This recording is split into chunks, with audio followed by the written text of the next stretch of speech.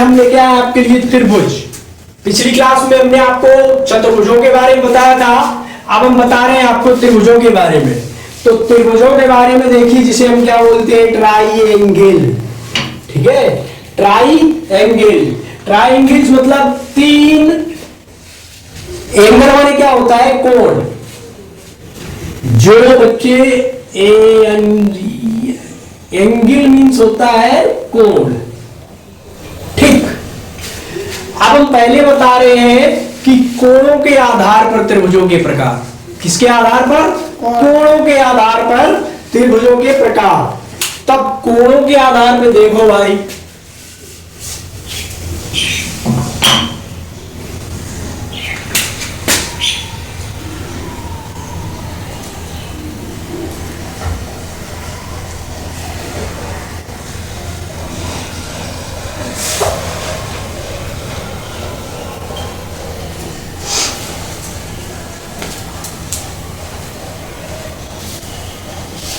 कोणों के आधार पर त्रिभुजों के प्रकार। ठीक, पहला कौन सा होता है? न्यून कोण। पहला जो हमारा कोण होता है वो होता है न्यून कोण। इसको बोलते हैं एक्यूट एंगल।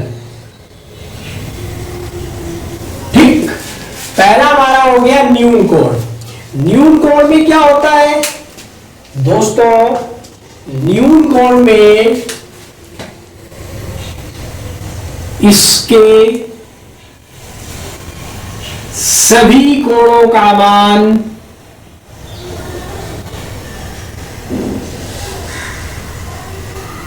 90 डिग्री से कम होता है।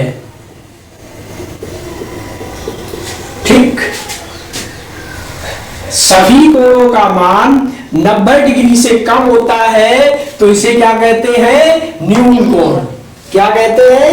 न्यून कोण कहते हैं। ये इस तरह कुछ होता है, ये कुछ इस तरह से होता है।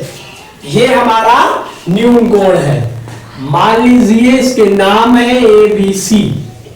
ठीक, इसमें प्रत्येक जो कोण होता है वो कितना होता है? 90 डिग्री से कम। माइनस लगाया मतलब कम है।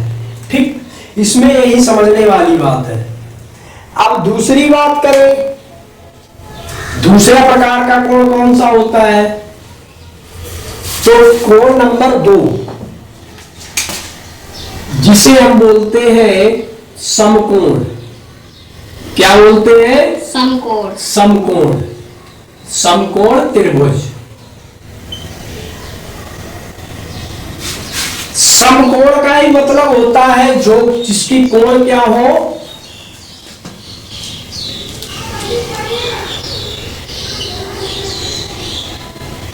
इसका एक कोण 90 डिग्री होता है और बाकी दो 45-45। ठीक, ये तो कोण आपका कितना हो गया? 90 डिग्री। ठीक है, तो ये आपका क्या कहलाएगा? समकोण। समकोण में एक बात और होती है, अगर हमारा ये समकोण है, कहीं भी समकोण अगर आपको दिखता है तो वहां पे पाइथागोरस थ्योरम काम करती है। पाइथागोरस थ्योरम सुने हो? नहीं। पाइथागोरस का मतलब है कि उन्होंने बताया था किसी समकोण त्रिभुज में, किसी समकोण त्रिभुज में कर्ण पर, इसे क्या बोलते हैं मेरे भाई? कर्ण बोलते हैं। क्या होता है? ये कर्ण है। और ये क्या होता है? नीचे वाली चीज हमने क्या बताया था? आधार है। क्या है? आधार है। और जो हमारा खड़ा हुआ है वो हमारा कहलाता है लंब। ये क्या कहलाता है? लंब। लंब कहलाता है। तो अब यहां पे आपको ये चीजें पता चल गई कि समकोण त्रिभुज में क्या क्या चीज होती है। ठीक, कर्ण होता है, लंब होता है और आधार होता है।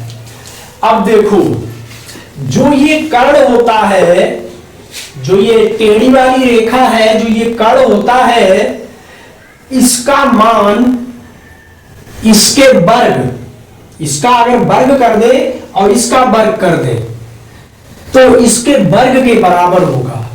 नहीं समझ में आया? देखो, हमने मान लिया आधार की संख्या है, या इसकी जो आधार है इसकी लंबाई है 5, ठीक, और लंब है, इसकी जो ऊंचाई है 10 मान लेते हैं, ठीक। इसकी जो ऊंचाई है वो कितनी है? 10 है। तो अब कर्ण कितना होगा? कर्ण कितना होगा? तो फार्मूला ये दिया था पाइथागोरस ने, कर्ण का होल स्क्वायर बराबर आधार का होल स्क्वायर धन ये जो लंब दिया है लंब का होल स्क्वायर। होल स्क्वायर मतलब लंब पे घात 2, ठीक। तो हमें कर्ण निकालना है, तो देखो हमें आधार पता है 10, वो 5 है, तो 5 का वर्ग कर लो। फिर हमें लंब पता है कितना है? 10 है, तो यहां 10 का वर्ग हो गया, तो ये कितना आया? 25, 25, 10 का 10 में गुणा करेंगे कितना आएगा? 100 आएगा। जब हम जोड़ेंगे तो 125 हो जाएगा, ठीक है। तो ये कर्ण का जो मान निकल के आया, तो यहां पे कर्ण का जो वर्ग निकल के आया वो हमारा कितना आया? 125 आया, ठीक। यहां पे कितना हो जाएगा? 125, तो कर्ण में है, अब वो हट जाएगा तो अंडर रूट में आ जाएगा 125, ठीक। तो लिखो कि कर्ण पर का बना वर्ग, कर्ण पर का बना वर्ग शेष दोनों भुजाओं के वर्गों के, दोनों भुजाओं के वर्गों के योगफल के बराबर होता है। पाइथागोरस की थ्योरम कहती है कि कर्ण पर का बना वर्ग शेष दोनों भुजाओं के बने वर्गों के योग के बराबर होता है। इसके नीचे बराबर करके लिख लो पाइथागोरस की प्रमेय, पाइथागोरस की प्रमेय। चलो, समकोण समझ में आ गया पूरी बात? जहां आपको ऐसा त्रिभुज दिखेगा और मान निकालने के बोलेगा तो वहां पे क्या लगेगा? पाइथागोरस की प्रमेय, ठीक। और अगर कहीं वो आपसे कही दे इसका क्षेत्रफल निकालो तो क्या करोगे? अगर एग्जाम में कह दिया कि इस तरह का एक ABCD त्रिभुज है, ABCD हो जाएगा तो चतुर्भुज, इस तरह का अगर ABC त्रिभुज है, इसका समकोण त्रिभुज का क्षेत्रफल निकालना है तो क्षेत्रफल इसी एरिया का तो निकालेंगे मेरे भाई। तो यहां पे क्या है? ऊंचाई है, और ये क्या है? आधार है। तो समकोण त्रिभुज का क्षेत्रफल होता है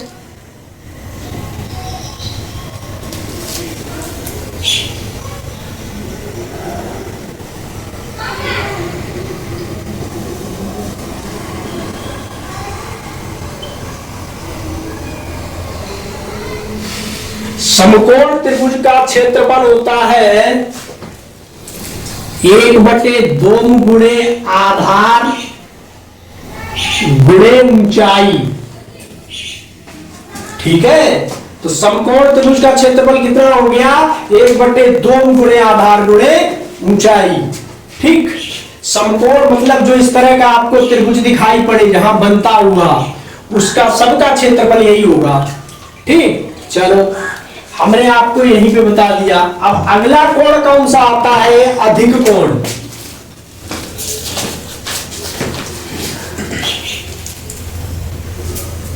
हमारा अगला है अधिक कोण, मतलब जिसकी कोण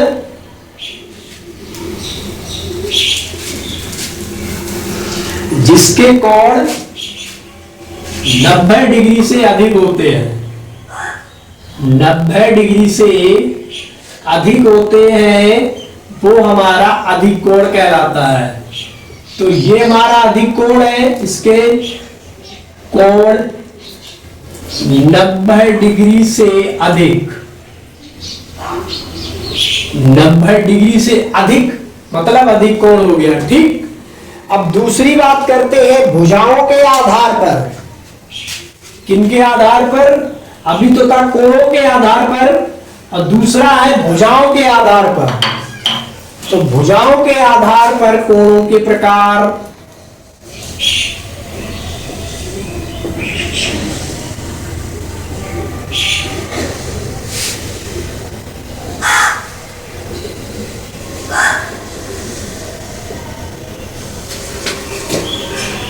त्रिभुजों के प्रकार कोण कह रहे हैं। ठीक, तो भुजाओं के आधार पर त्रिभुज कितने प्रकार के होते हैं, फटाफट देख लो।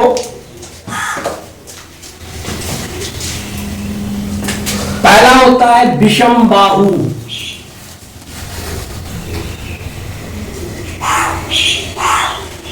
विषम बाहु का मतलब होता है जिसकी सारी भुजाएं एक दूसरे से बड़ी छोटी हो,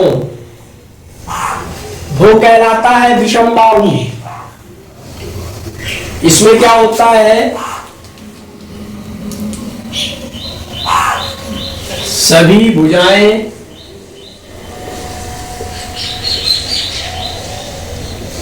अलग अलग माप की होती है। ठीक, ये हो गया विषम बाहु त्रिभुज। इसमें सभी भुजाएं क्या होती हैं, अलग अलग माप की होती है। दूसरा हमारा आता है समबाहु।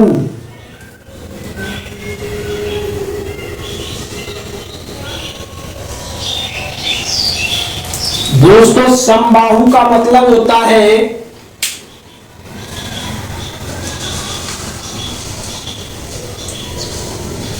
समबाहु का मतलब होता है जिसकी सभी भुजाएं समान होती हैं, वो हमारा समबाहु त्रिभुज कहलाता है।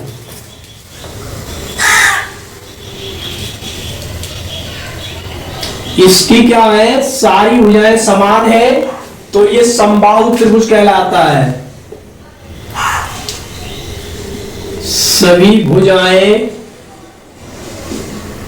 बराबर होती है।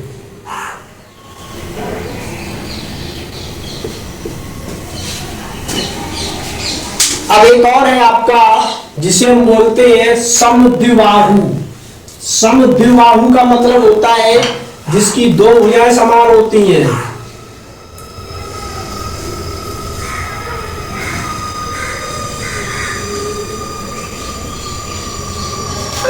इसमें क्या होता है मेरे दोस्तों, इसकी दो भुजाएं क्या होती हैं, समान होती हैं,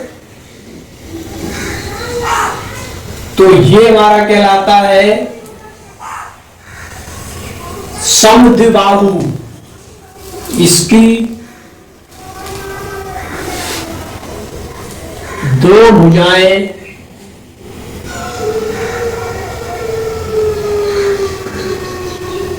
बराबर होती है, तो ये हमारा कहलाता है समद्विबाहु त्रिभुज।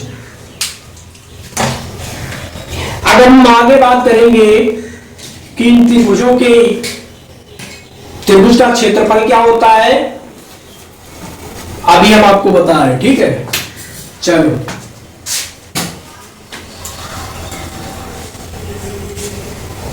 अब हम बात करें यहां पे क्षेत्रफल की। तो त्रिभुज का क्षेत्रफल क्या होता है दोस्तों, सामान्यतः त्रिभुज का क्षेत्रफल, ये जो साइन है ये त्रिभुज है, इसे आप समझ सकते हो। त्रिभुज का क्षेत्रफल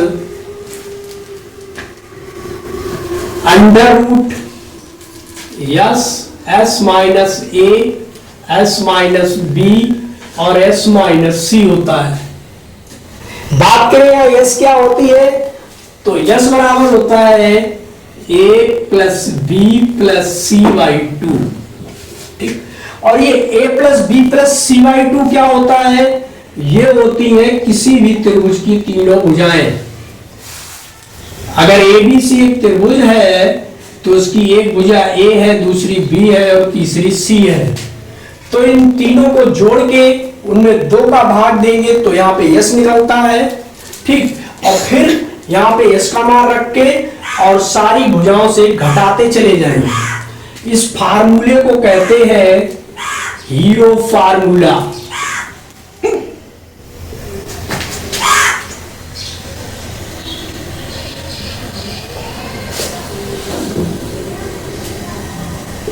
हीरोस फार्मूला क्या कहलाता है? Heroes formula. ठीक है, एक तो ये सूत्र हो गया। दूसरा आ गया, अभी हमने बताया था त्रिभुज का क्षेत्रफल। अगर समकोण त्रिभुज है तो उसका क्षेत्रफल कैसे निकालेंगे? 1/2 गुणे आधार गुणे ऊंचाई। एक चीज और है, समबाहु त्रिभुज का क्षेत्रफल। समबाहु त्रिभुज का क्षेत्रफल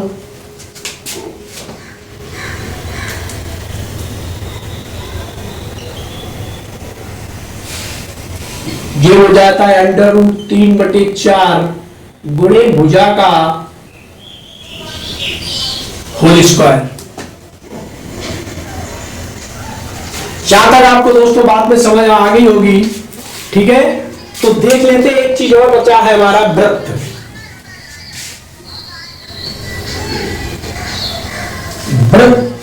वृत्त का फार्मूला क्या है? हमें इस तरह से कोई ये एरिया दिखता है तो ये एरिया हमारा वृत्त कहलाता है। वृत्त के केंद्र से सम जो दूरी होती है उसको बोलते हैं आर, और जो इसके केंद्र से काटती हुई जाती है A B C D E, ये होती है आर, इसे बोलते हैं त्रिज्या।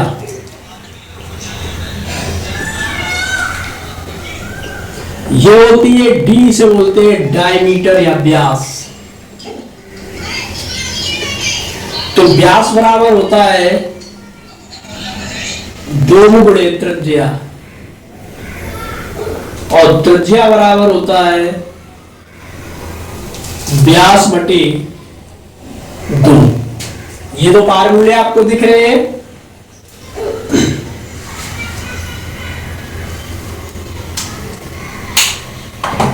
और अगर हम बात करें तो वृत्त की परिधि होती है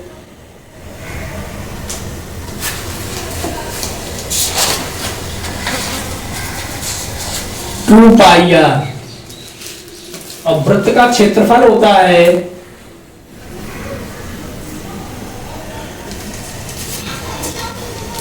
πr², जहां पे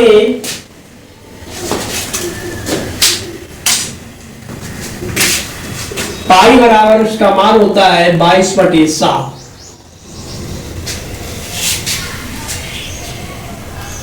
ठीक है, पाई होती है, इसका मान होता है 22/7 या 3.143, इसी तरह से डॉट डॉट 3.14 से काम चल जाता है।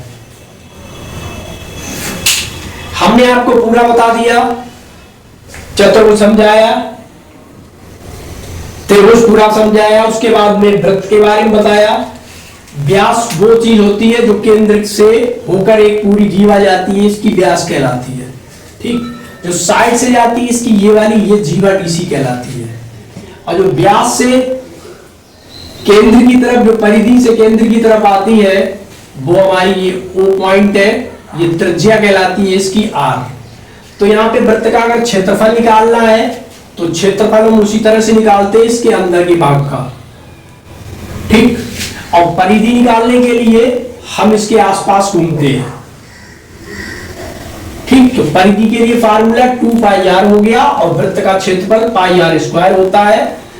पाई का मान 22/7 या 3.41 करके होता है। यहाँ पे व्यास बराबर 2 गुणे त्रिज्या हो गई, ये याद रखने वाली चीजें हैं, और त्रिज्या होती है व्यास बटे 2। ठीक, अगली क्लास में पूरी क्लास न्यूमेरिकल विद होगी, उसमें इसी टाइप के न्यूमेरिकल लगवाएंगे जिस तरह से हमने आपको फार्मूले समझाए हैं। मैं आशा करता हूं कि आपको क्लास अच्छी लगी होगी और फार्मूले भी समझ में आए होंगे। ये 0 to हीरो था, आज 0 था, कल हीरो करेंगे। तब तक के लिए नमस्कार।